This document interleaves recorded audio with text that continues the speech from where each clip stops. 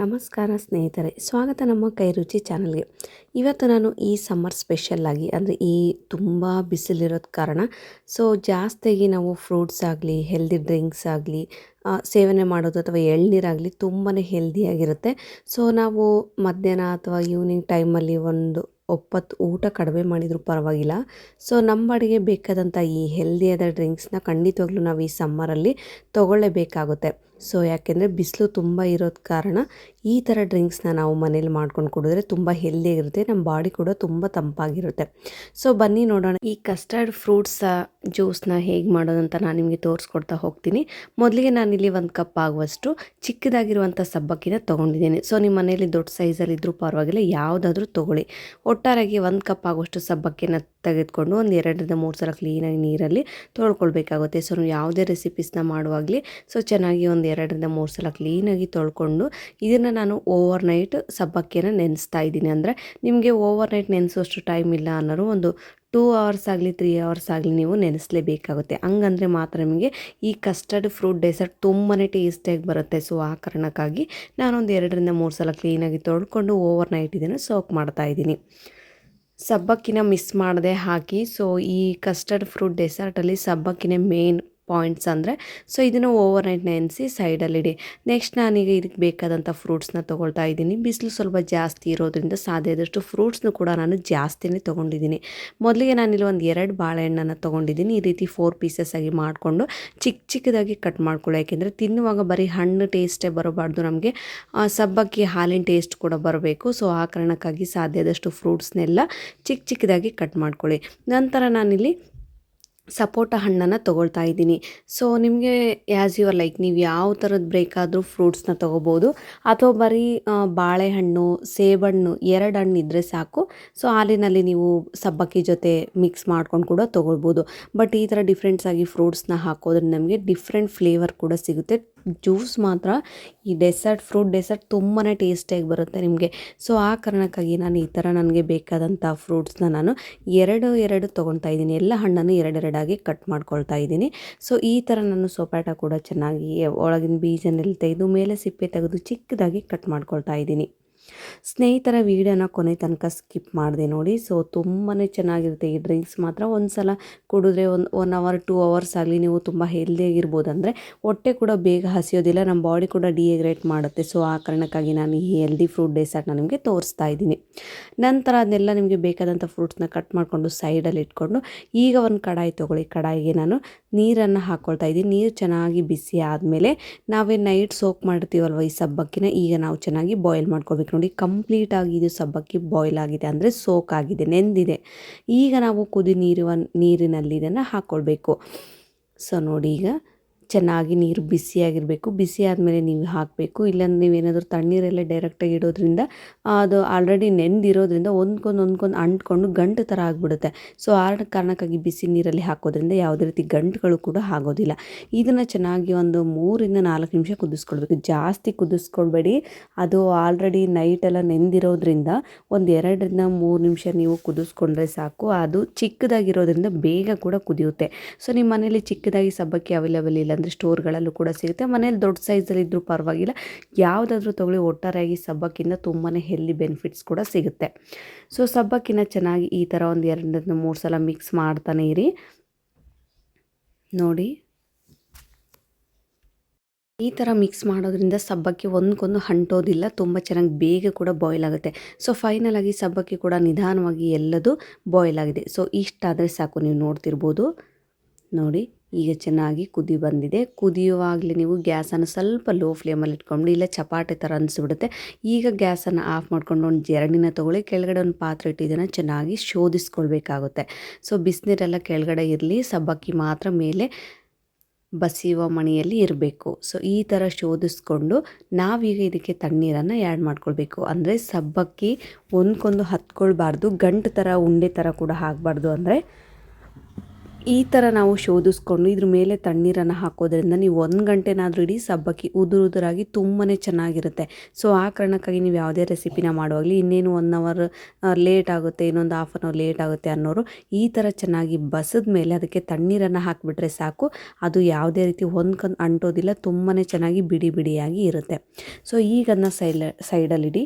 Next ನಾನು ಅದೇ ಕಡಾಯಿಗೆ 1 litre ಆಗುವಷ್ಟು ಹಾಲನ್ನು ತೊಗೊಂಡಿದ್ದೀನಿ, ಅಂದರೆ ಗಟ್ಟಿ ಹಾಲನ್ನು ತೊಗೊಂಡಿದ್ದೀನಿ. ಸಾಧ್ಯದಷ್ಟು ನೀವು ಕೂಡ ಗಟ್ಟಿ ಹಾಲನ್ನೇ ತೊಗೊಳ್ಳಿ, ಈ ಫ್ರೂಟ್ ಡೆಸರ್ಟ್ ತುಂಬಾ ಚೆನ್ನಾಗಿ ಬರುತ್ತೆ.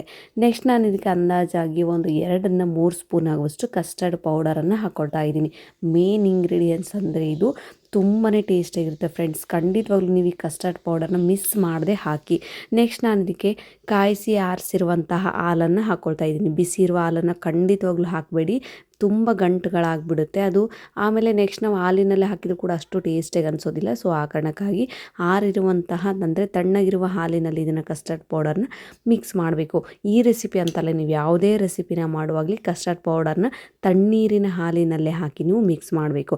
ಇದನ್ನು ಚೆನ್ನಾಗಿ ಗಂಟಿಲ್ಲದಂತೆ ಅಂದರೆ ಒಂದೂ ಗಂಟು ಇರಬಾರ್ದು, ಆ ಥರ ಒಂದು ಬೌಲಲ್ಲಿ ಹಾಕ್ಕೊಂಡು ಕಂಟಿನ್ಯೂಸ್ ಆಗಿ ಒಂದು 2ರಿಂದ 3 ಸಲ ನೀವು ಮಿಕ್ಸ್ ಮಾಡ್ಕೊಳ್ಬೇಕು. ಸೊ ಫೈನಲ್ ಆಗಿ ನಾನೀಗ ಮಿಕ್ಸ್ ಮಾಡ್ಕೊಳ್ತಾ ಇದ್ದೀನಿ. ಹಾಲು ಕೂಡ ಚೆನ್ನಾಗಿ ಕುದಿ ಬರ್ತಾ ಇದೆ.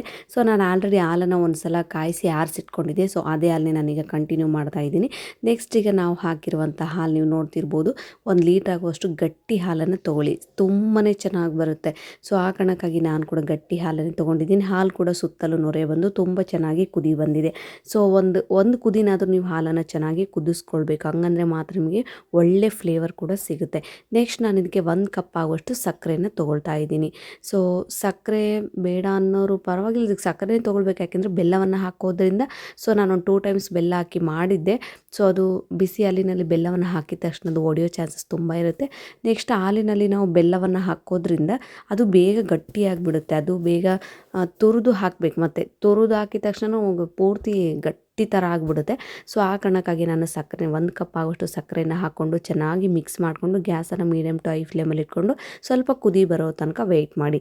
ಅಂದರೆ ಈ ಥರ ಚೆನ್ನಾಗಿ ಸಕ್ಕರೆ ಹಾಕಿದ ಮೇಲೂ ಒಂದು ಕುದಿ ಬರಬೇಕು. ಈ ಥರ ಕುದಿ ಬಂದರೆ ಆಗ ಮಾತ್ರ ನಿಮಗೆ ಸಕ್ಕರೆ ಟೇಸ್ಟ್ ಎಲ್ಲ ಹಾಲಿನ ಫ್ಲೇವರ್ನಲ್ಲಿ ಚೆನ್ನಾಗಿ ಮಿಕ್ಸ್ ಆಗುತ್ತೆ.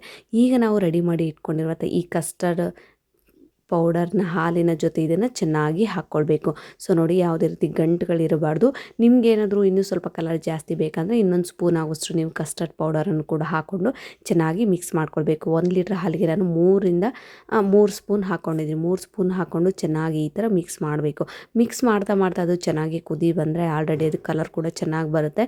ಮತ್ತು ನೀವು ಫಸ್ಟಿಗೆ ಹಾಕಿದಾಗ ಅದು ಕಲರ್ ಕಡಿಮೆ ಅನಿಸುತ್ತೆ, ಯಾಕೆಂದರೆ ಅದನ್ನು ಹಾಲಿನ ಜೊತೆ ಚೆನ್ನಾಗಿ ಬೆರಕೆ ಆಗಿರೋದಿಲ್ಲ.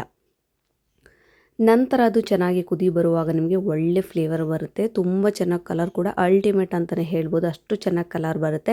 ಈಗ ಗ್ಯಾಸನ್ನು ಮೀಡಿಯಮ್ ಟು ಹೈ ಫ್ಲೇಮಲ್ಲಿ ಇಟ್ಕೊಳ್ಳಿ. ಇದು ಚೆನ್ನಾಗಿ ನಿಧಾನವಾಗಿ ಕುದಿ ಬರಬೇಕು. ಈ ಥರ ಕುದಿ ಬಂದು ಸ್ವಲ್ಪ ನಮಗೆ ಹಾಲು ತಿಕ್ಕಾಗಿರಬೇಕು, ತೀರ ನೀರು ಥರ ಇರಬಾರ್ದು, ಯಾಕೆಂದರೆ ನೀರು ಥರ ಇದ್ದದ್ದು ಫ್ರೂಟ್ಗೆ ಹತ್ಕೊಳ್ಳೋದಿಲ್ಲ. ಸೊ ಆ ಕಾರಣಕ್ಕಾಗಿ ಎಲ್ಲ ಫ್ರೂಟ್ಸ್ಗೂ ಇದು ಕಸ್ಟರ್ಡ್ ಡೆಸರ್ಟು ಮಿಕ್ಸ್ ಆಗಬೇಕು ಅಂದರೆ ಹಾಲು ಕೂಡ ಸ್ವಲ್ಪ ತಿಕ್ಕಾಗೋ ತನಕ ನೀವು ಚೆನ್ನಾಗಿ ಕುದಿಸ್ಕೊಳ್ಬೇಕಾಗುತ್ತೆ.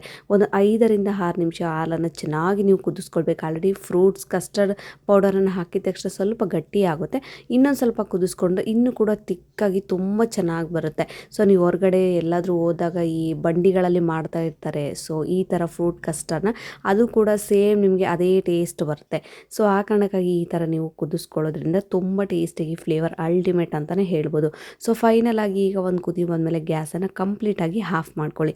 ಆಫ್ ಮಾಡಿಕೊಂಡು ಇದು ಪೂರ್ತಿಯಾಗಿ ತಣ್ಣಗಾಗಬೇಕು. ಅಂದರೆ ನಾನೀಗ 1 ಅವರ್ ಫ್ರೀಝರಲ್ಲಿ ಇಡ್ತಾ ಇದ್ದೀನಿ. ನಿಮಗೇನಾದರೂ ಫ್ರೀಝರಲ್ಲಿ ಇಲ್ಲ ಅನ್ನೋರು ಫ್ಯಾನ್ ಮೂಲಕ ನೀವು ಆರಿಸ್ಕೊಂಡ್ರೆ ಇಷ್ಟು ತಿಕ್ಕಾಗಿ ನಿಮಗೆ ಹಾಲಿಂದು ಕಸ್ಟರ್ಡ್ ಪೌಡರ್ ಮಿಲ್ಕ್ ಕೂಡ ರೆಡಿ ಆಗುತ್ತೆ.